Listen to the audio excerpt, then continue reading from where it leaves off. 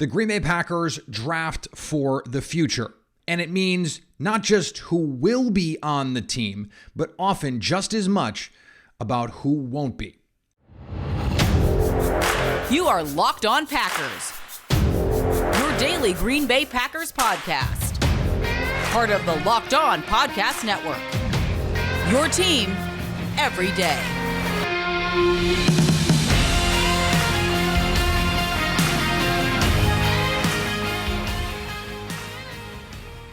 You are Locked On Packers, part of the Locked On Podcast Network, your team every day. I'm Peter Bukowski, and I cover the Packers for The Leap, a newsletter I would love for you to subscribe to. You can follow me on Twitter, Peter_Bukowski. Follow the podcast on Twitter at Locked On Packers. Like us on Facebook. Subscribe to the podcast, iTunes, Spotify, Google Podcasts. Wherever you get podcasts, you will find Locked On Packers, the number one Packers podcast on the internet, and the show for fans who know what happened.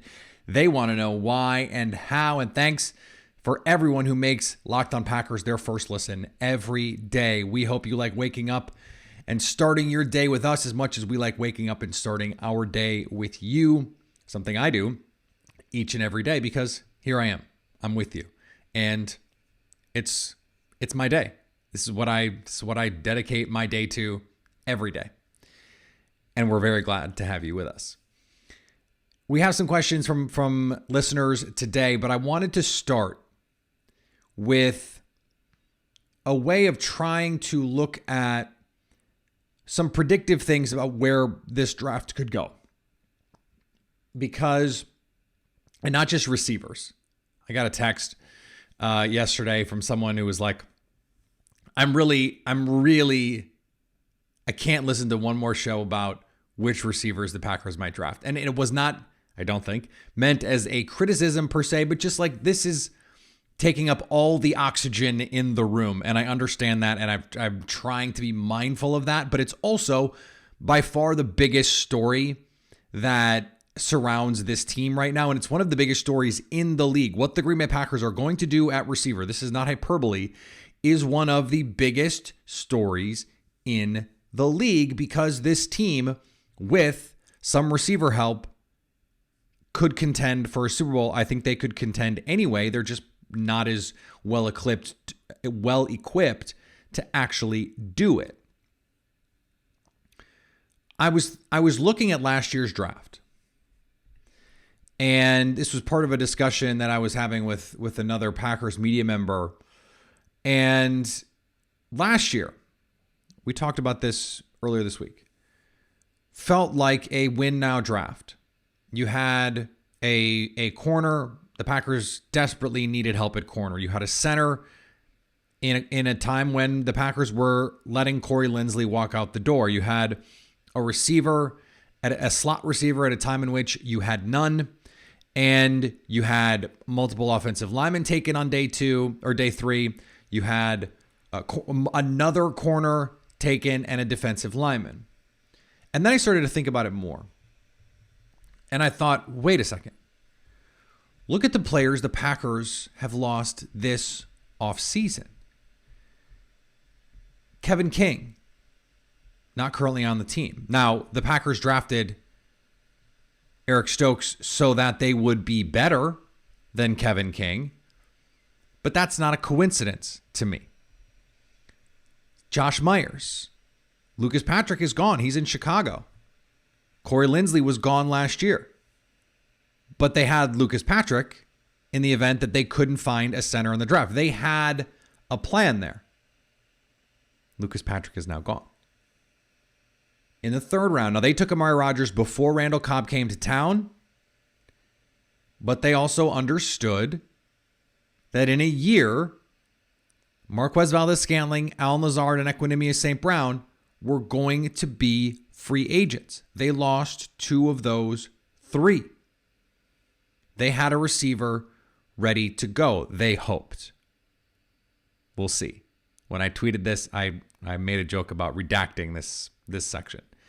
In the 4th round, they draft Royce Newman, who was a tackle who can play guard. They just lost a tackle who can play guard, Billy Turner. And in the 5th round, they draft Shamar Jean-Charles, slot corner, a nickel. And who did they just lose this offseason? Chandon Sullivan. So when you think about that draft, yes, a lot of it was for the now. Eric Stokes came in and gave them reps now.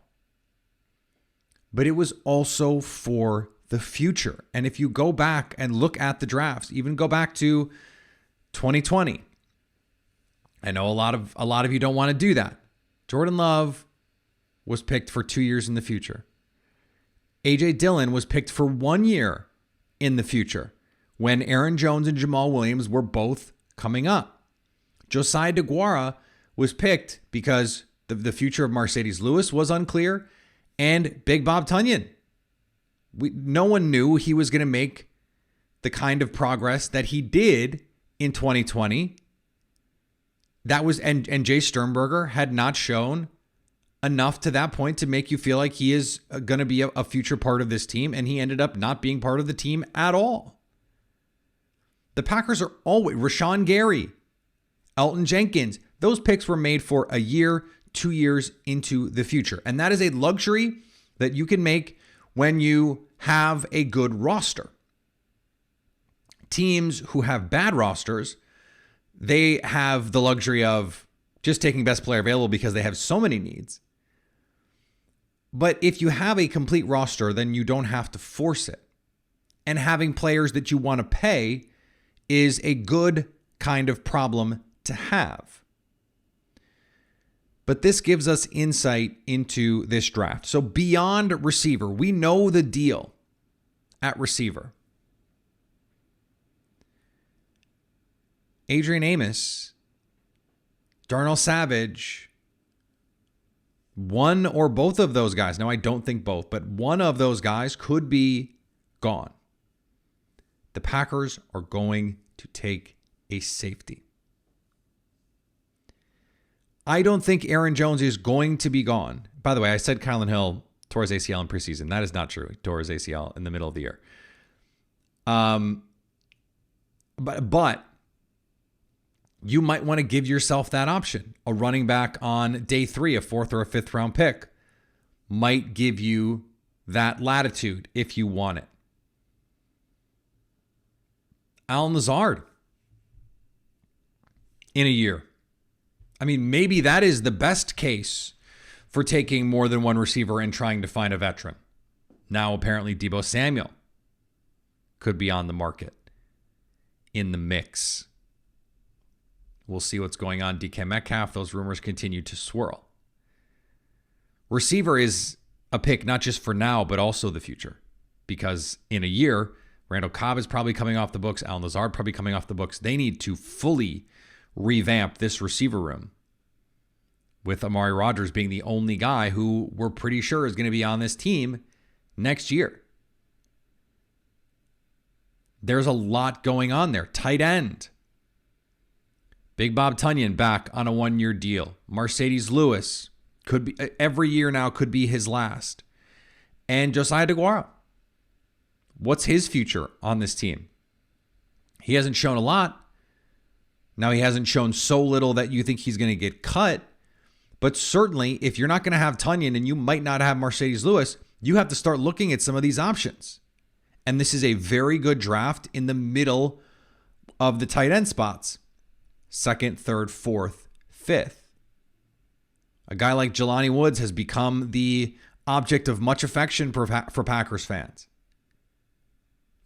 Me too. You're probably going to need to take him on day 2. Just like where the testing is and what the tape says. You get him in these mock draft simulators and he's, going on late on day 3. He's like a 4th, 5th round pick. I don't know. It's not going to happen. Guy 6'6", 250 who runs 4.5 and blocks. That guy's going. He's going top 100. So don't just think about what this team needs now, because they aren't.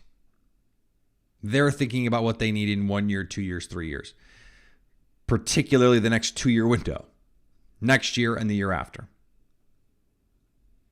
That's what they're looking at. So yes, they want to make this team maximally better this season.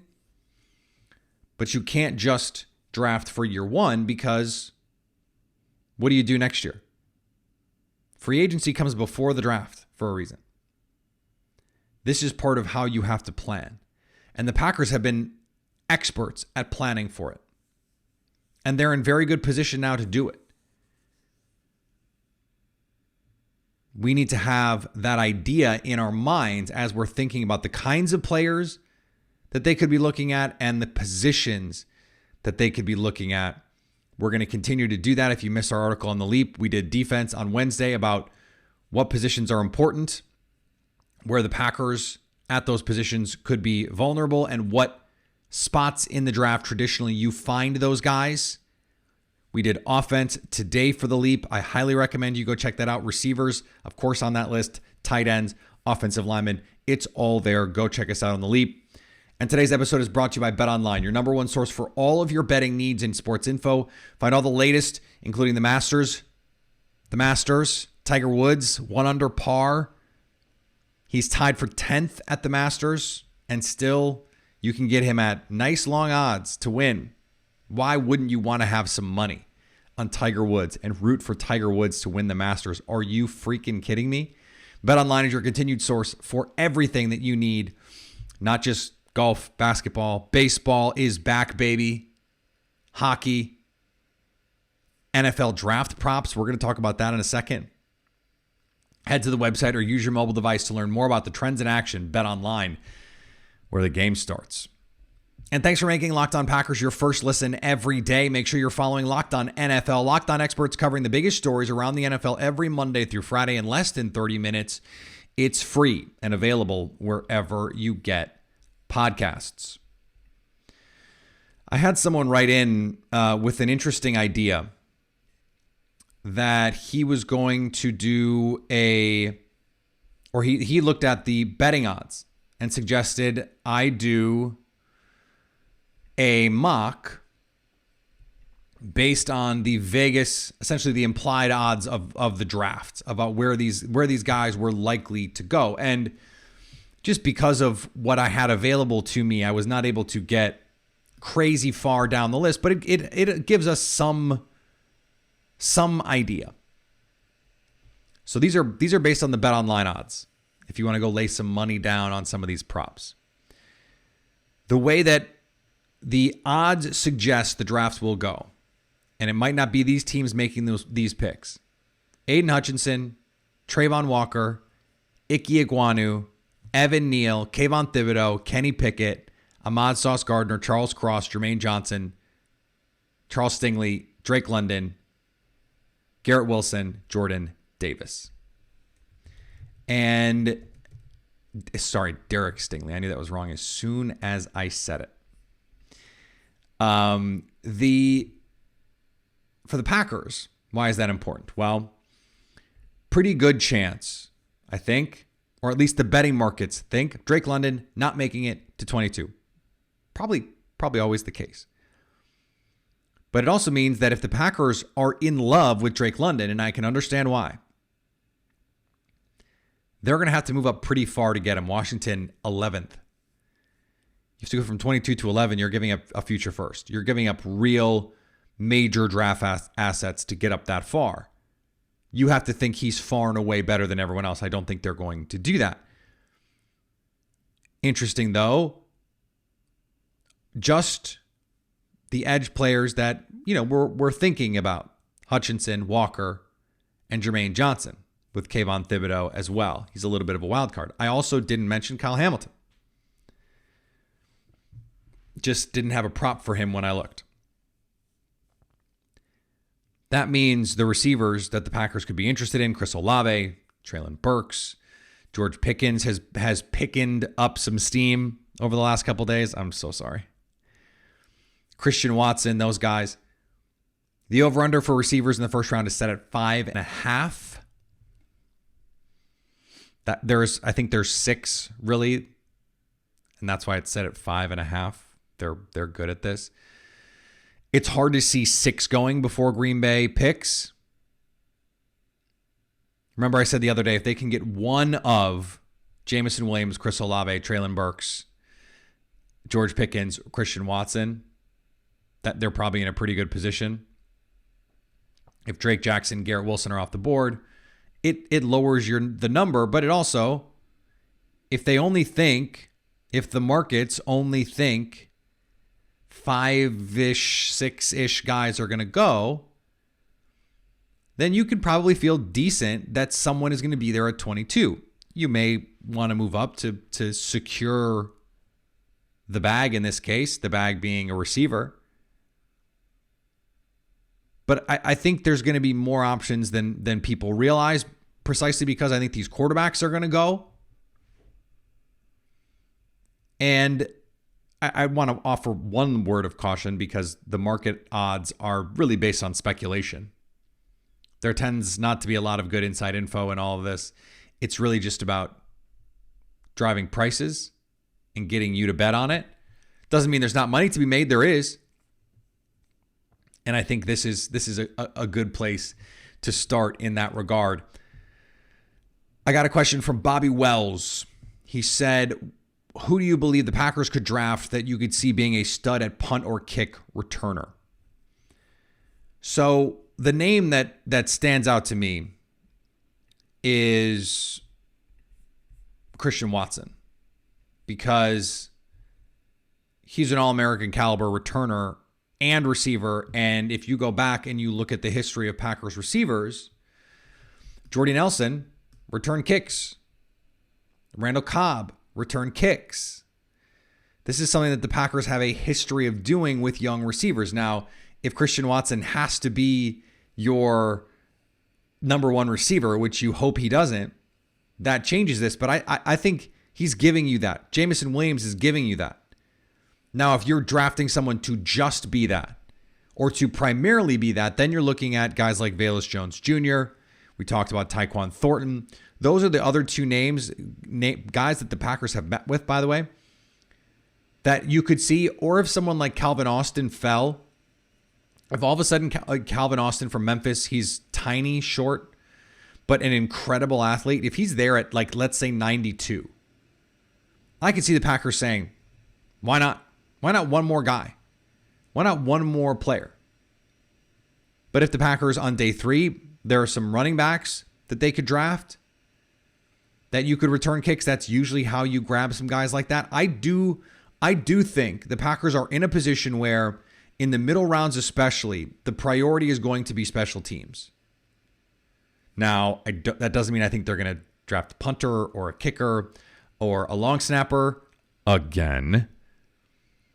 But I do think they're going to be looking for guys that have that dual ability. I think it might make someone like Jameson Williams appealing when he might otherwise not have been. Came into the combine at 179, which would theoretically be way too small. Now, he was listed at almost 190 at Alabama. I don't know that he played at that, but they might have said, hey, can you get to 190? Can you be at 190 next year, 195? Christian Watson played special teams. I think that would Velus Jones.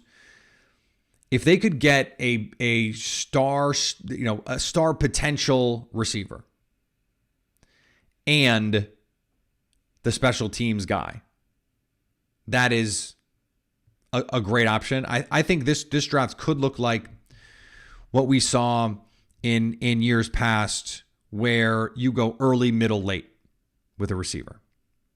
The 2014 kind of model, where you take, let's just call him George Pickens in the first round.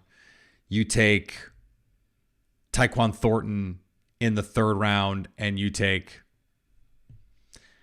now you're just throwing darts and guessing on day 3 guys. I think that makes a lot of sense, because then you are prioritizing special teams as well. And I think that's a good place to be. And the Packers have the kind of roster where you don't need to say, oh, well, you have to get X, Y, C guys, because no.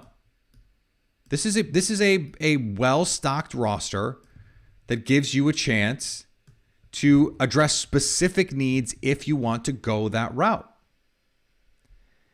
And I think they probably will want to do that. And it will be understandable if they decide to do that.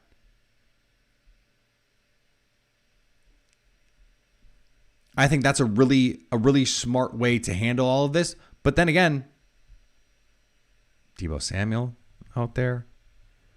Leroy Butler is dropping like, hey, maybe guys that you don't even know are available could be involved. But if you were able, like, let's just say, if you were able to come out of this draft with, let's choose a different first-round receiver just because. But I think George Pickens makes a lot of sense to me. Let's do George Pickens. Let's do Velus Jones Jr., although I don't think they'll take him. He's an old. Let's do Tyquan Thornton just for fun. And Isaiah Weston from Northern Iowa.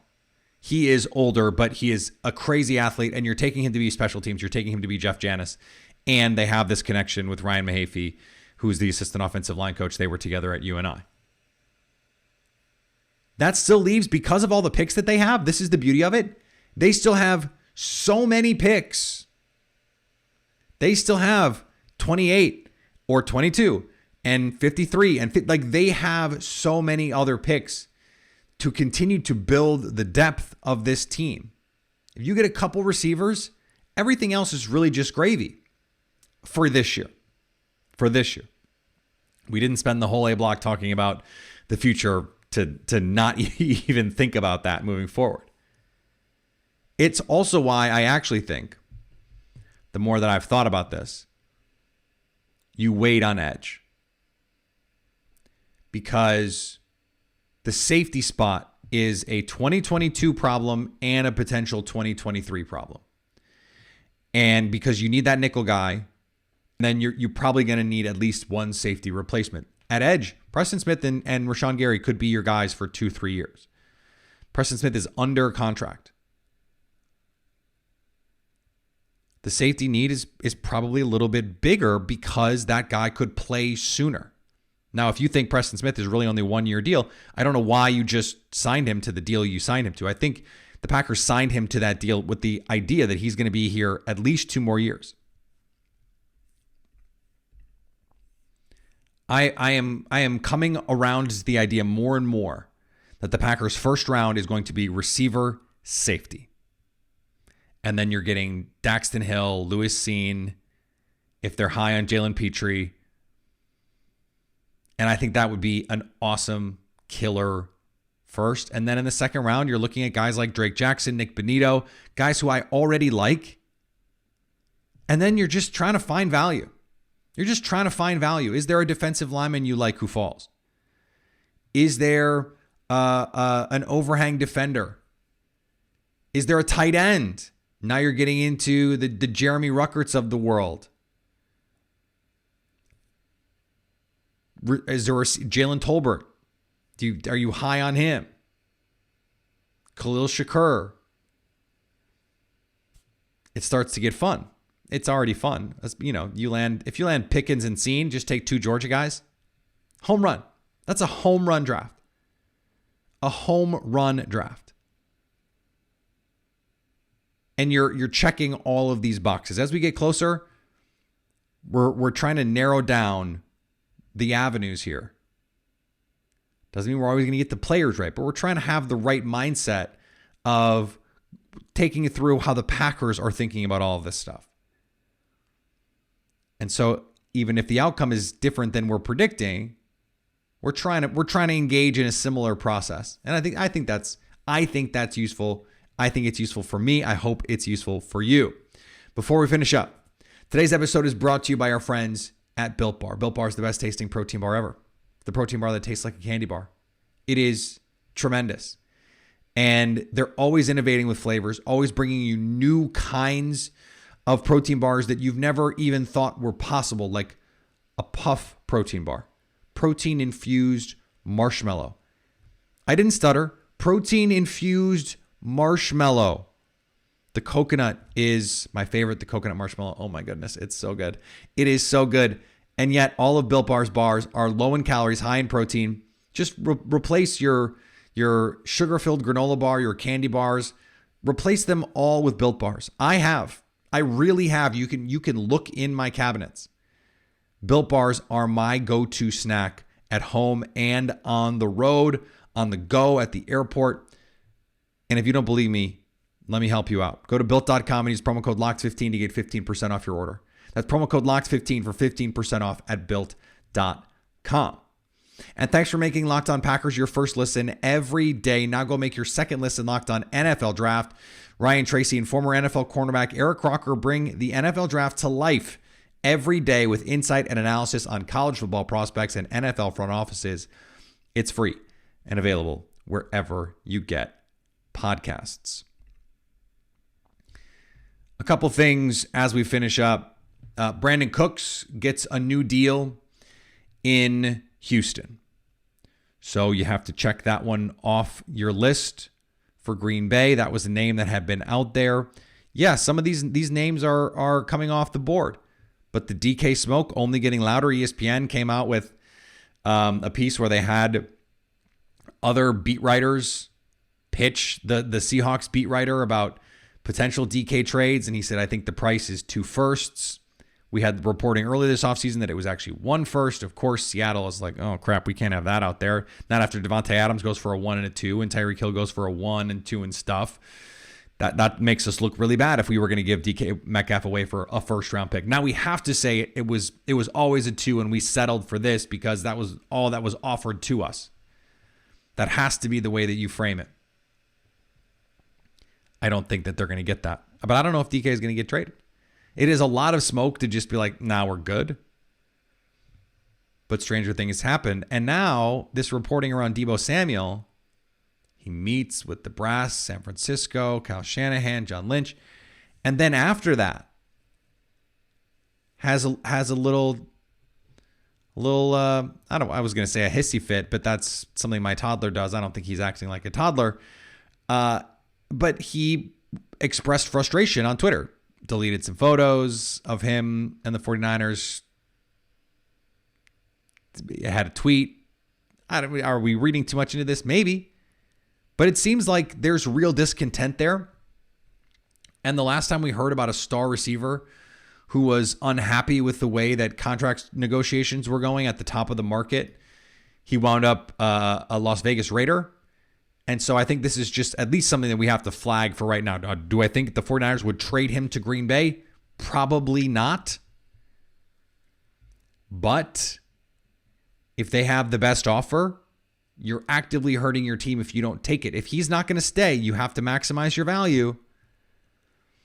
And maybe if you're the 49ers, it's more of a harder reset than you wanted it to be, but you got Trey Lance in there now. Hopefully you get some picks for Jimmy Garoppolo. If he wants out, he wants out. Now he's under contract. So we'll see where this goes. We'll see how much more contentious it's going to get. But this is why those reports come out of, oh, teams are monitoring.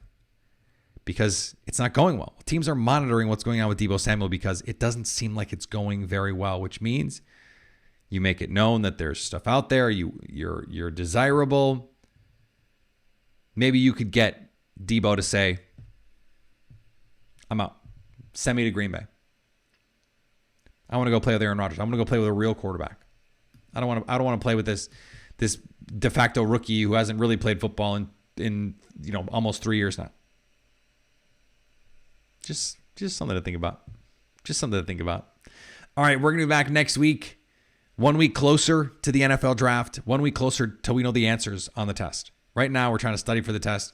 We're going to have the answers. We're going to know how we did. Well, the Packers are taking the test. We just are going to try and figure out what's going to be on it as we get closer.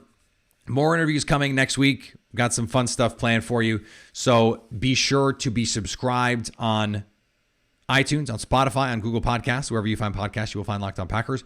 Subscribe on YouTube if you're watching this right now. Like the video, please. Love you, mean it. And if you want to hit us up on the Locked On Packers fan hotline, you can do that, 920-341-3775 to stay Locked On Packers. Subscribe to the Leap.